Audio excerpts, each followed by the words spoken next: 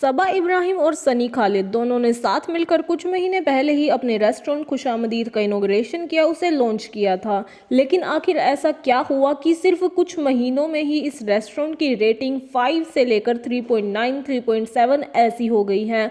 आपको बता दें कि जैसे दीपिका का लेस डीकेआई फेल होता हुआ लोगों को नजर आ रहा था, वैसे ही अब लोग खुशामदीद के बारे में भी यही बात कर रहे हैं कि ये रेस्टोरेंट भी इतना खास चलने वाला नहीं है। और ऐसा कहने के लिए लोगों के पास बहुत सारे वैलिड रीजन भी हैं। उनमें से सबसे मेन जो है वो 4 रीजंस हैं। सबसे पहला आपको बता दें कि इस रेस्टोरेंट की क्लीनलीनेस बिल्कुल भी हाइजीन नहीं है। जितने भी यूजर्स इस रेस्टोरेंट में गए हैं, जितने भी लोगों के रिव्यूज अब तक हमने पढ़े हैं, उन लोगों ने सिर्फ इतना ही कहा है कि यहाँ पर वॉश बेसिन तक साफ नहीं है। और ऐसा हाल अगर बाथरूम का या वॉश बेसिन का है तो किचन का भी यही हाल होता होगा। और यहाँ तक कि कुछ यूजर्स ने तो ये भी कह दिया है कि वहाँ के शेफ्स और सर्वर जो भी वहाँ का स्टाफ है, उनमें भी हाइजीन की बहुत कमी है।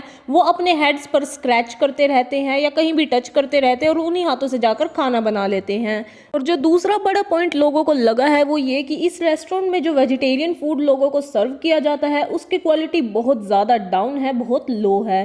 पहली बात तो आप अगर इस रेस्टोरेंट के मेन्यू को पर ही एक नज़र डालेंगे तो आपको समझ में आ जाएगा कि इस रेस्टोरेंट में 90% जो डिशेज सर्व की जाती हैं वो सभी नॉन वेज हैं। यानी कि वेजिटेरियन में लोगों के पास इतने ऑप्शंस नहीं हैं, और जितने ऑप्शंस हैं उनमें भी लोगों के रिव्यू यही आ रहे हैं कि वो बिल्कुल बकवास है, वेजिटेरियन लोगों के लिए रेस्टोरेंट बना ही नहीं है। और तीसरी और सबसे मेन बात तो ये है कि जब जितना भी यहाँ पर खाना सर्व किया जाता है और जितने उस खाने के प्राइसेस होते हैं, उनमें ज़मीन आसमान का अंतर है। यानी कि खाना चाहे वो वेज हो या फिर नॉन वेज हो, उसकी क्वालिटी बहुत ज़्यादा डाउन मार्केट होगी, बहुत ज़्यादा लो होगी। और उसके बाद जो उसके प्राइसेस होंगे वो इतने हाई एंड होंगे, जैसे आप किसी 5 स्टार या 3 स्टार रेस्टोरेंट में बैठकर खाना खा रहे हो, उसके हिसाब के आपको प्राइसेस उन खाने के पे करने पड़ेंगे। अब बहुत से लोगों के मन में अब ये सवाल आ रहे होंगे कि जब इस रेस्टोरेंट में इतनी सारी कमियां हैं, सफाई नहीं है, खाने की क्वालिटी कम है, वेजिटेरियन फूड के ऑप्शंस नहीं हैं और प्राइसेस भी बहुत ज़्यादा हाई हैं, तो उसके बाद भी ये रेस्टोरेंट चल कैसे रहा है। तो आपको बता दें कि जब से ये रेस्टोरेंट शुरू हुआ है तब से लेकर अब तक